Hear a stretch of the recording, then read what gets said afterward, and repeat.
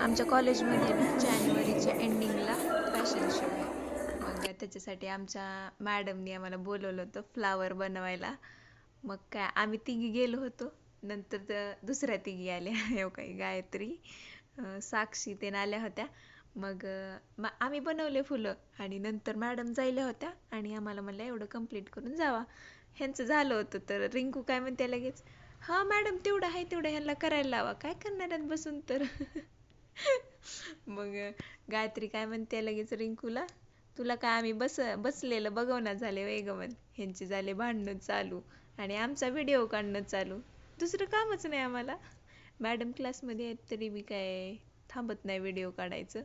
मग ती कंप्लीट केलं आणि मग पप्पानी सांगितले होते ब्रेक लागणार झाले गाडीचं, 3 दिवस झालं सांगायले बसून घे बसून घे.